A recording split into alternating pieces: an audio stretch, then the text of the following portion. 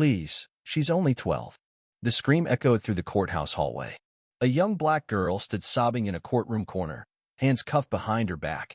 Her backpack spilled across the floor. The arresting officer grinned. Should have taught her some respect. What no one knew, not the bailiff, not the judge, not even the girl's teacher, was who her mother really was and what she was about to do next. Subscribe and tell us where you're watching us from. Brooklyn, New York. Public School 142. 3:17 p.m. Dismissal bell. Tia Hammond zipped up her daughter's jacket and kissed her on the forehead. You walk straight home, okay? No corner stores, no phones, no shortcuts. Got it, Mama? You get stopped. What do you say? I want to call my mom. I don't answer questions. She smiled, proud. Taught right? Prepared. At 3:22 p.m., her daughter, 12-year-old Maya, was already 4 blocks down when it happened. A patrol cruiser jumped the curb. 2 officers stepped out, white, uniformed, gloved. Backpack off. Hands where we can see them. Why? Now. She froze. Car slowed. People watched. Maya's voice trembled. I didn't do anything. We got a call about a suspicious person matching your description. One officer grabbed her arm. The other unzipped her bag, dumping its contents on the concrete. Textbooks. A juice box. A sketch pad. Colored pencils. The officer smirked. Armed with crayons, huh? A teacher from across the street ran over, breathless. Officers. She's a student. She's a child. But they pushed her back. Interfering with police activity? Are you serious? They cuffed Maya. Someone filmed. A small crowd gathered.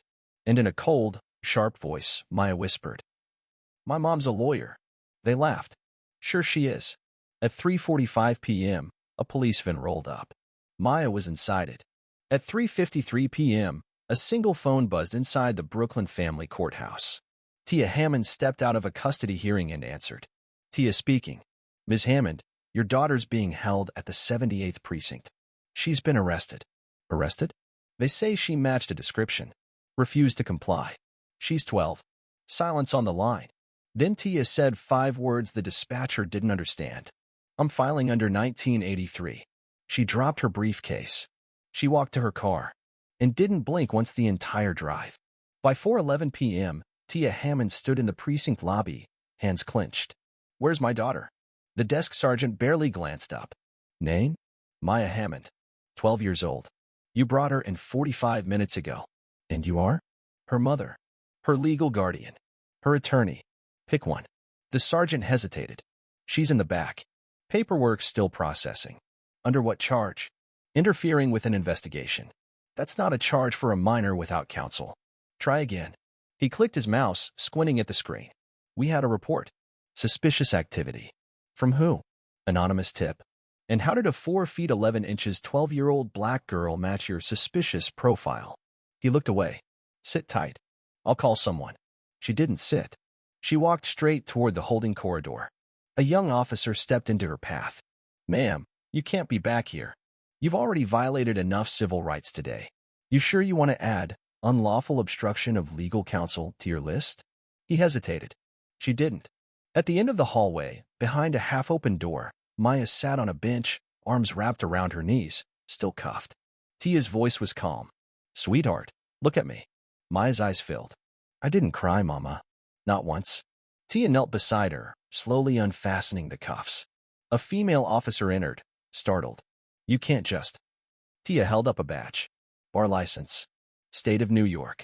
Active since 2011. Sit. Down. The officer froze. Who approved her detention? No answer. Who called it in? No answer. Tia stood, lifting Maya gently. We're leaving. You can't just walk out. Arrest me. Go ahead. Let's add retaliation against legal advocate to the pile. They didn't. Outside, the air was colder. Maya clung to her mother's coat. They said I looked dangerous. Tia stopped walking. Dangerous? Maya nodded. One of them said, these girls learn early. Tia's eyes burned, but her voice didn't rise. You remember that. Every word. Every face. Why? Tia looked down. Because in court, hearsay doesn't survive. But testimony does. At home that night, Tia didn't sleep. She built a folder. Opened civil litigation templates. Pulled up precedent cases. Typed without pause.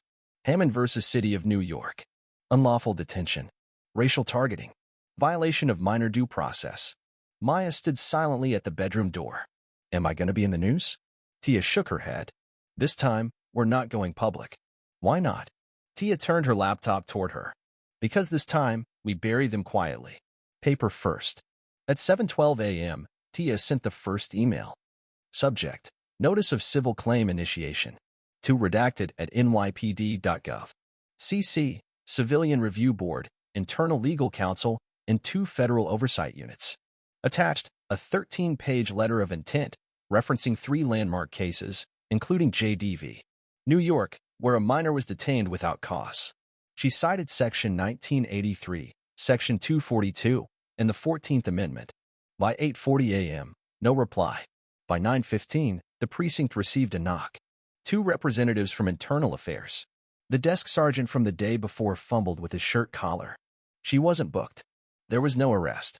There was a child in cuffs for 37 minutes, correct? He nodded. And no parent contacted during detention? He hesitated. Not until later.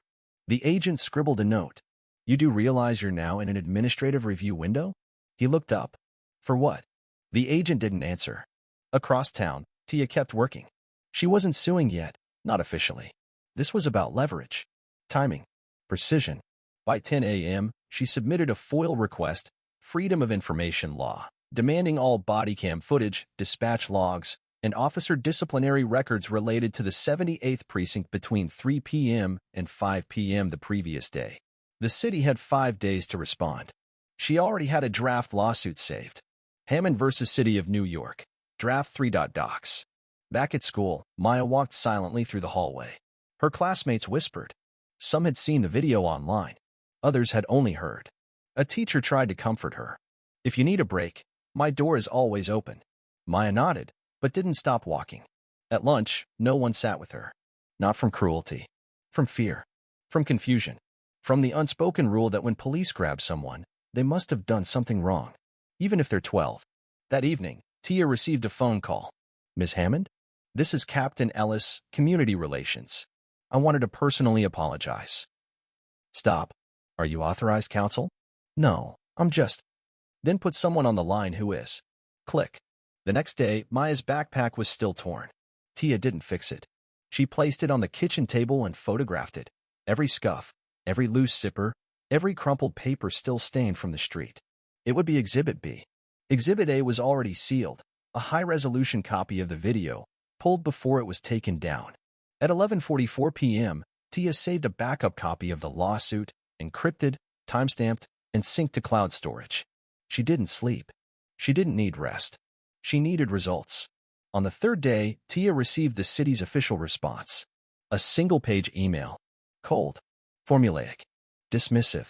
We are unable to locate relevant body camera footage. Your FOIL request is closed. She read it twice, then once more, and didn't blink.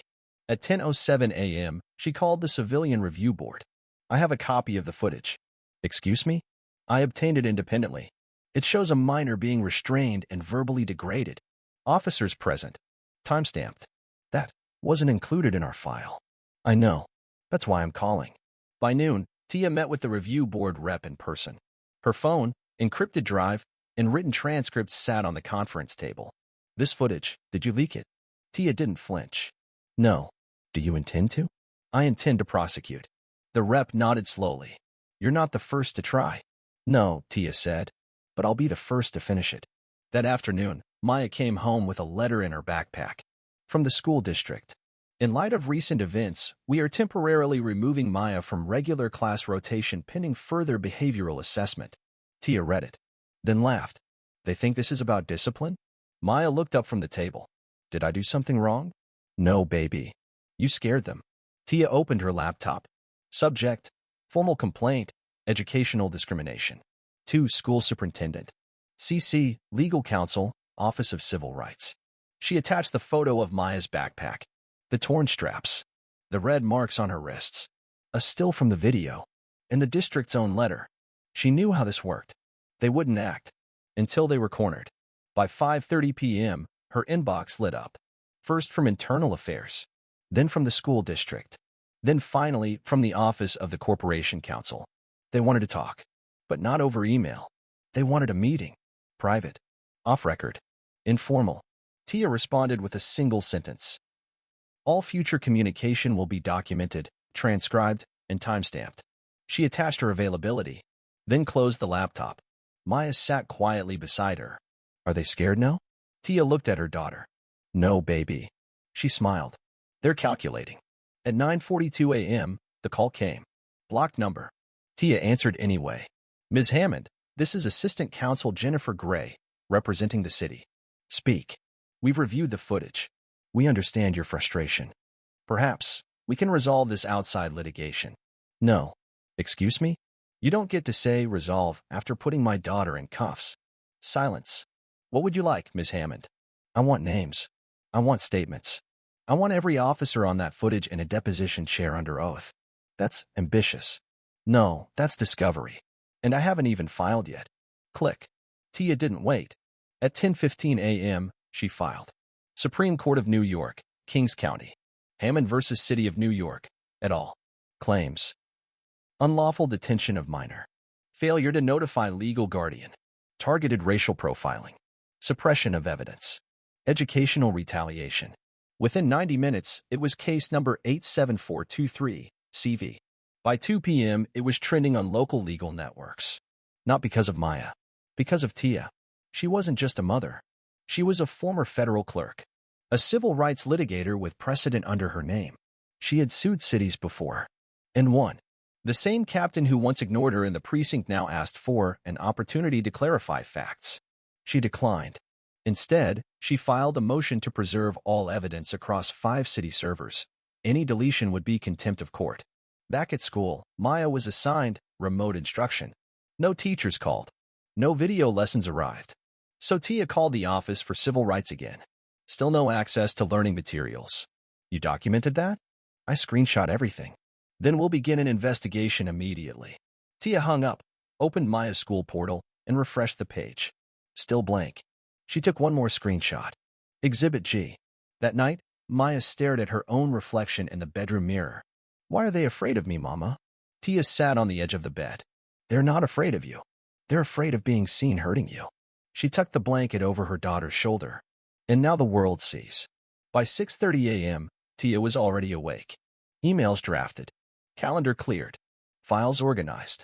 At 7 o'clock, she walked into a narrow federal office building off J Street. No one greeted her. No security check. She had clearance. Room 402, Policy Archive. Inside, a glass cabinet. She pulled out a slim binder with her name embossed on the spine.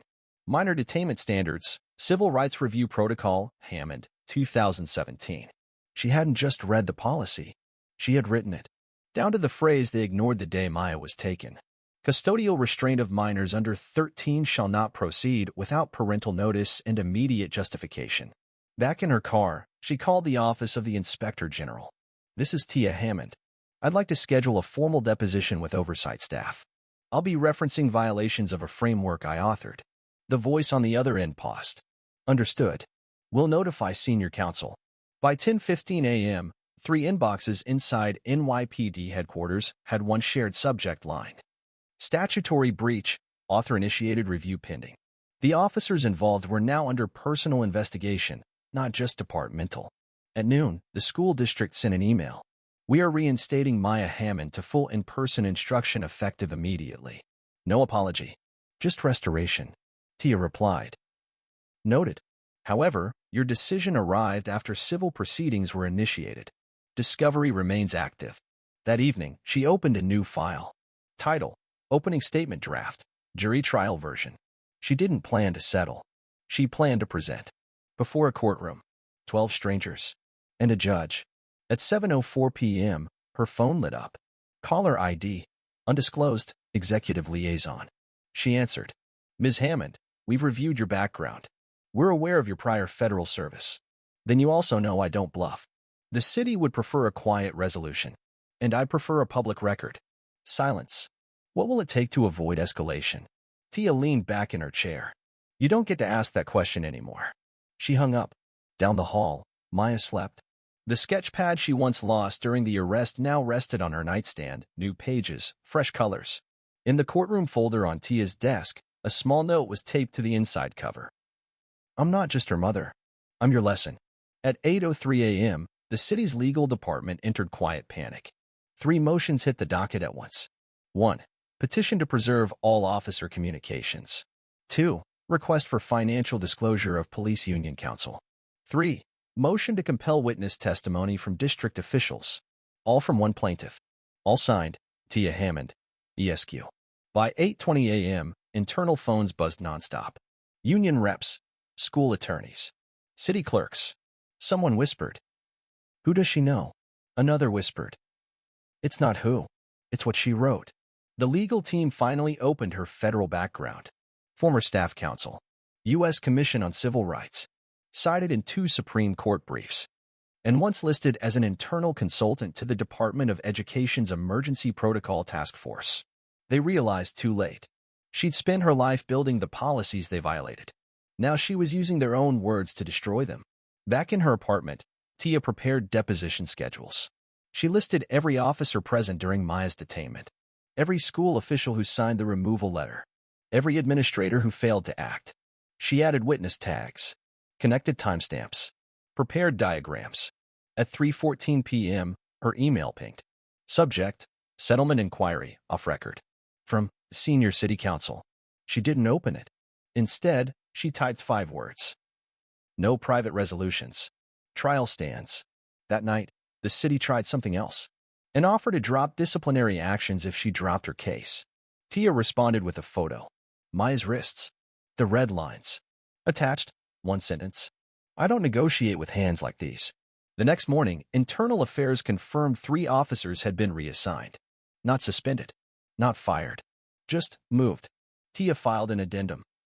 Pattern of evasion. Officer protection as institutional misconduct. She wasn't just pursuing justice for Maya. She was turning the case into a live audit of the system. 1 judge. 1 docket. 1 mother. And every policy violation illuminated like a spotlight on a wall of silence. In the living room, Maya quietly colored beside her. A new drawing. A girl standing under rain, with a paper shield in one hand and lightning in the other.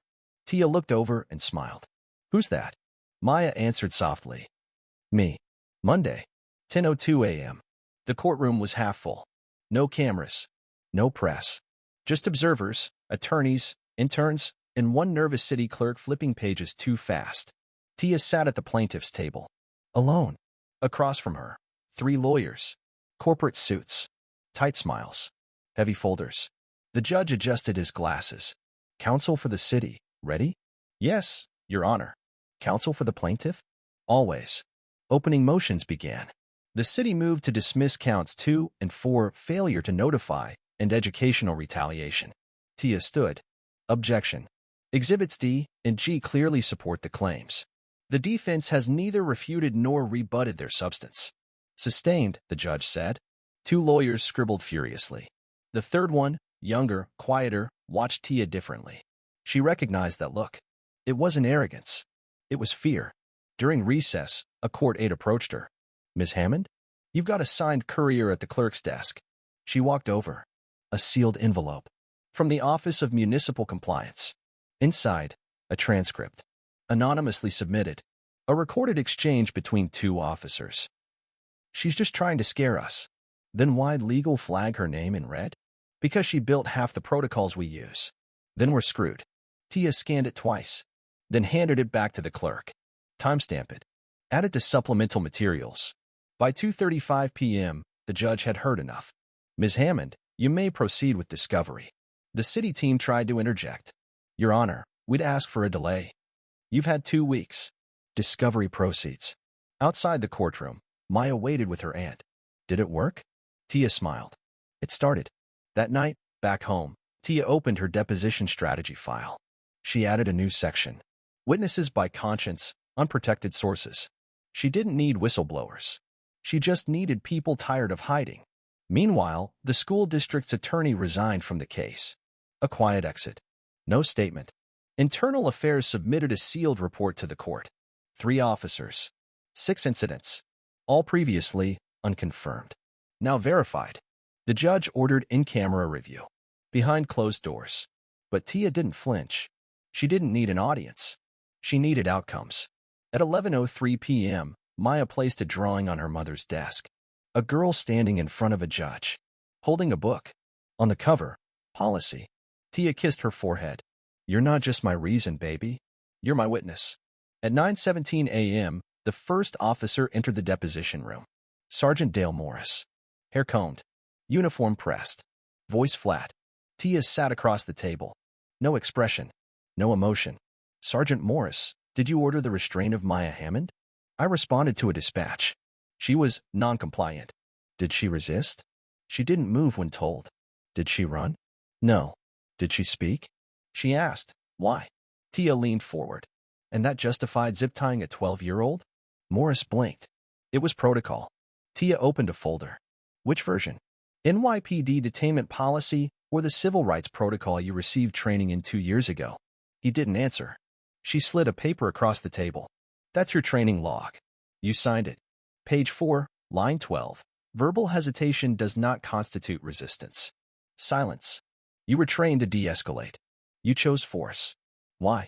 Morris exhaled. It was a tense day? So her wrists bled because you had a tense day? His counsel interrupted. Objection. Overruled, said the court monitor. Answer the question. Morris looked down. Didn't answer. The next deposition was worse. Officer Blake Jensen. He laughed during the video clip playback. She said her mom was a lawyer. We hear that all the time. Tia spoke calmly. And when you realized she was, you tried to delete the footage. Jensen shifted. I was told it wouldn't be relevant. Tia handed him Exhibit K, the deletion request, logged under his ID, 1 hour after Maya's release. He froze. By 5 p.m., Tia had deposed 4 officers, 2 school officials, and 1 union rep. Each one tried to explain. None could defend. Outside, a storm rolled in. Thunder cracked. But Tia didn't leave the courthouse. She stayed. One last document to file. Request to set trial date. Hammond versus City of New York. She attached every exhibit. Every timestamp. Every contradiction. Every silence. She stood at the clerk's window. Stamped. Filed. Behind her, someone approached. It was the young lawyer from the city team. Nervous. Pale. Quiet. Miss Hammond? Yes. I just wanted you to know, not everyone agreed with what happened. Then testify. He swallowed. That would end my career. No. It would begin it. She turned and walked away. That night, Maya sat beside her mother on the couch. Are we winning? Tia wrapped an arm around her. We're not done yet. The courtroom was small. No reporters. No cameras. No public statement. Just a wooden bench, a tired judge, and 3 rows of quiet observers. Tia sat still, fingers interlocked, face unreadable. Across the aisle, the city's legal team. Thinner now. 2 had recused. 1 had resigned. The judge cleared his throat.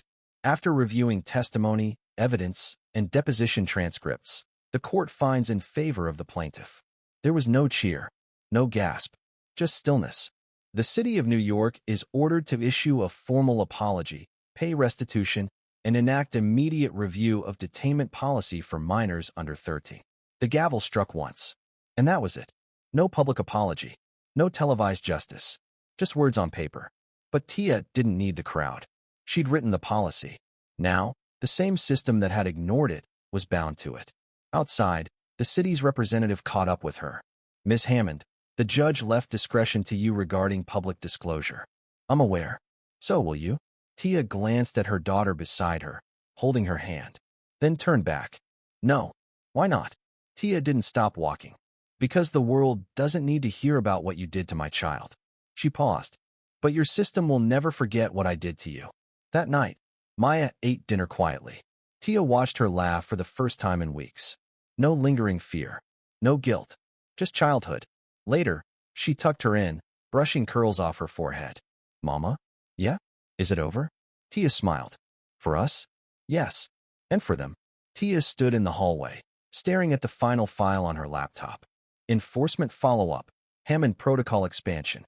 It had already been submitted, not to media, not to courts, but to the Office of Civil Rights and 3 national policy boards. She didn't want revenge. She wanted it never to happen again. In her inbox, a message from another mother. Subject, they did it to my son too. Can you help me? Tia stared at it for a long time, then opened a blank reply. She typed 1 sentence. Yes, let's begin.